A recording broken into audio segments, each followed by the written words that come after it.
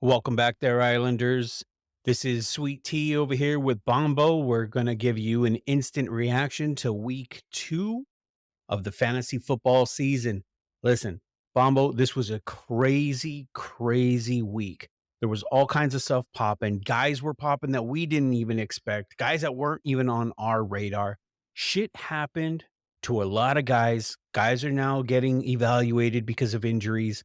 We'll talk about that later in the week, but I just want to give the listeners a little bit of a sneak preview about what happened. King was right. One of the things he said was spot on with Anthony Richardson, but we'll get to that one later. Bombo, I want to throw out just a couple names to you and kind of get your reaction and your feelings about these guys that kind of blew up this week, guys that weren't expected to blow up, that all of a sudden, hell, they came out of nowhere. One of them, I got to say, I'm going to give you mad props right now because it came from your mouth first out of all three of us, but you were one of the first guys. Talking heads weren't even talking about this guy, Puka Nakua. Tell me your thoughts about the kind of game he had breaking a rookie record today. Thanks, T. Yeah, and like we always say on the island, we walk it like we talk it. And you know me, we're in leagues, and I picked up Nakua as soon as we could. Um, Got him this too. I got him in one of them too. yeah.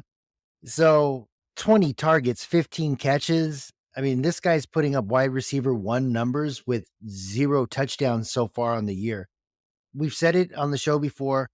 He is Cooper Cup until Cooper Cup gets back. And now I think that when Cooper Cup gets back, he just becomes Robert Woods. And they're going to go with the 1-2 punch, having these guys pick apart zone defenses. And what he was doing today that I liked was he was picking apart man. Were saying that Puka didn't have the athletic profile of someone that could beat top end coverage. And he was beating guys down the field. I mean, it's no fluke if you got 20 targets and 15 catches. That's not a fluke. That's not being peppered or overexposed in the offense. That's getting open and being in the right spots. Stafford and the Rams are looking pretty good. If it wasn't San Francisco, they might have won the game, but San Probably. Francisco owns San Francisco owns them, so it was what it was. But no one expected it to be that close, and it expects this offense to be hitting like it's hitting right now. To your point though, Bombo, I gotta say this. Watching Puka play today, he was going for contested jump balls and coming down with them. I mean, this guy, I saw him climb the ladder a few times and in double coverage. It was just, it was a thing of beauty to see. And I love the fact that you were essentially the first one that I heard of any pundits out there calling his name and telling everybody, this is the guy that you got to get. Yeah, it's even one thing I noticed about Puka today. He was dealing with an injury through the week. He caught something in practice with an oblique or a rib. Usually, when it's the rib, they'll say it's an oblique just so people don't get too worried about it being a bone. But if you notice, he's smart. He's a smart player. When he was catching balls, he was going down in a way that he wasn't going to do anything to either risk either losing the ball or re-aggravating that injury. So kind of like what we see usually from Cooper Cup, where he gets it and he's just fighting for those extra yards. It wasn't like Puka was bitching out. He was just knowing when to go down and extend the play that way. So I think he's a cerebral player, which makes up for some of what they call his athletic indifferent, like his athletic inabilities. That's a really good point there, Bombo. All right, I got another guy that I'm going to throw out to you today. It's a wide receiver. He had himself a game balling out. Second year guy, Niko Collins, 7 receptions for 146 yards and a tutty. What say you, Bombo? So right now in Houston, we're just trying to see exactly what they have. I have a theory that Houston, I'm not going to say tanking, but I think with D'Amico Ryan's there, they're trying to elevate that defense and stack as much defense as possible because I think they have the weapons right now on offense, maybe a couple of players off, but Nico Collins looked like a number one wide receiver. He put up number one wide receiver numbers, and if anyone has red zone or you were watching that game, he was catching everything that they were throwing at him, and it wasn't perfect. It wasn't perfect dots that were being thrown to him. He has a huge catch radius. He high points the ball. His touchdown in the back of the end zone literally looked like it was being thrown away, and he came down with it. So as long as Stroud keeps on throwing to him, and as long as they have the green light, I think Nico Collins is going to be a target and reception monster, and he's going to be playing in garbage time. That's true. That's true, especially for those fantasy owners that are looking to get points. It almost looks like they're playing street ball out there, the way that they're Hmm. throwing. I mean, they're just kind of having fun. They're just playing like You know, when you were a kid and you'd play some street football and you Mhm. would be pointing at your guy and you had your finger in your palm, "Okay, you go this Yeah. way and you go that Yeah. way, and I'm gonna throw it to here." That's what it looks like. I mean, they're just playing loose and fun. That's what it looks like to me. Alright, we're gonna switch gears here, Bombo, and we're gonna go into running back mode. Couple of running backs that we wanna talk about real fast, and I'm gonna throw at you. One of them was on a Thursday night, still week 2, but holy crap, we were talking shit about him because he only had 2 rushes all of week 1, but now all of a sudden he blew up, and I mean, Jesus, this guy had 175 yards and a tutty, had himself a game, and of course, I'm talking about DeAndre Swift from the Philadelphia Eagles.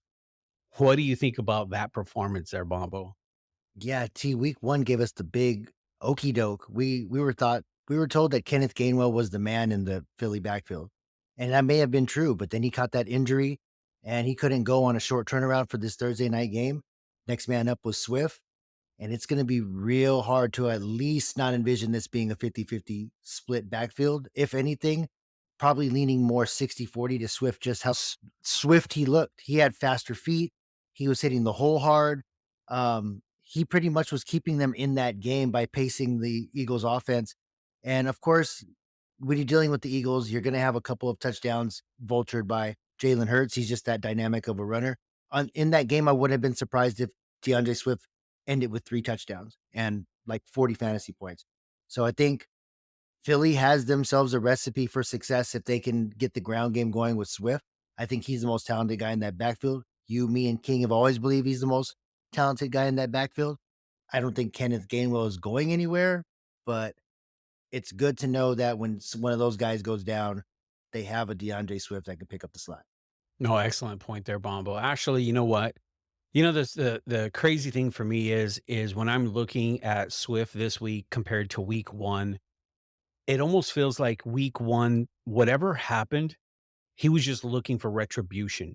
He was looking to prove himself to say, "I'm that guy, and I'm gonna show you I'm that guy." Whatever that was that happened during week 1, it's like, "Nope, this is gonna be different." And he just ran with purpose. He just ran crazy. So that was okay, I'm gonna tell you right now, the thing that pissed me off about this thing the most was I had him in my fucking bench. Yeah.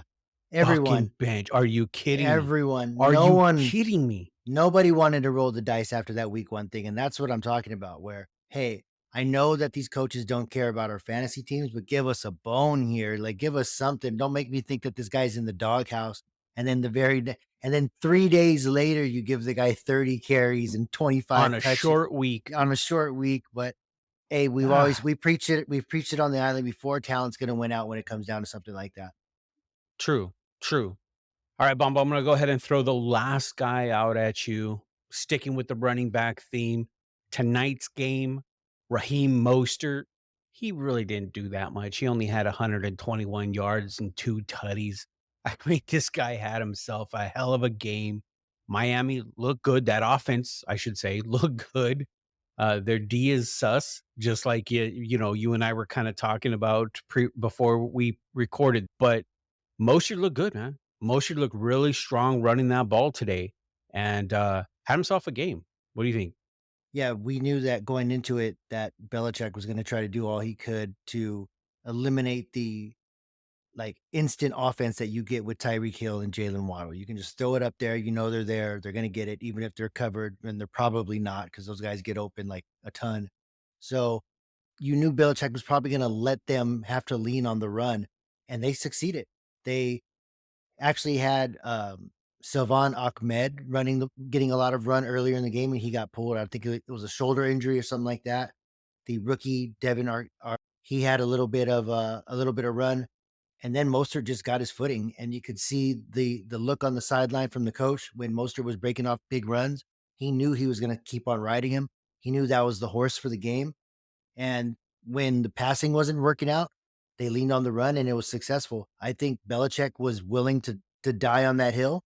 And if they were going to beat him on the ground, they were going to beat him on the ground. But what they didn't anticipate was 2 touchdowns and over 100 yards coming from Mostert. This guy is lightning quick. He's one cut and go. He's perfect for that zone running scheme that they try to run. They got him from San Francisco. He just never has stayed healthy. And when they said it today earlier on the broadcast, they said that he's the old man in the running back room, but he was like, "Hey, I was in special teams for the first 4 years. I still got some tread on the tires," and he showed it today. I'm still saying for anybody out there that drafted Jonathan Taylor, you could still knock on wood that there may be a Miami trade if they think that they have to go in all in like that. But Mostert wouldn't be going anywhere. I think until there's another running back there, he's probably an RB2 or a solid flex that you could put in your lineup every week. How about a little conspiracy theory? How about a little Cam Akers over there? Oh What say man. you? Hey, then we got to touch on that this week too. Cam Akers being a healthy scratch 30 minutes before the game, and then they're them coming out and saying he's on the trade block. And Cam Akers, he was putting his cleats on. He didn't even know this. He was completely blindsided. This is a lot of drama going on with the Rams and this guy. Well, it just I think it's McVay and him. There's just something between them. There's They something. just never, yeah. Yeah, so, hey, but before we call this instant reaction over, there's a couple things that I wanna throw out to you, just a couple names, that we will be covering later on in the week, but I just kinda wanna throw them out there. Guys that, went down with injuries this week, notable: Saquon, Devontae Adams, to your point, in garbage time, like what you were telling me earlier, that pisses off a lot of, fantasy owners because it didn't need to happen. Wilson and Richardson. Those are some of the 4 key guys. I don't know, it just kinda seems like, it's a hard pill to swallow in week 2. Hopefully, nothing is too serious with any of these guys. Yeah, we'll touch on the injuries later on in the week and see how they're doing. Hopefully, some of these guys are back for your lineups, and maybe too optimistic to think Saquon can do it with a turnaround coming off of any type of ankle sprain in a Thursday night game. But more to come later on in the week. And one thing I want to touch on: the Bears. I know the Bears did not ball out the way they should, but they showed flashes of what they need to do, and what they need to do is get the ball in the hands of Roshan Johnson and DJ Moore. DJ Moore, I love that, but yes, you're right. There's a whole other kind of we could do just a Yeah. one show just about how that played out, but hey, that's for another day there, Yeah. Bombo. All right, it was always good getting an instant reaction for you. So for Bombo, for T, we are out.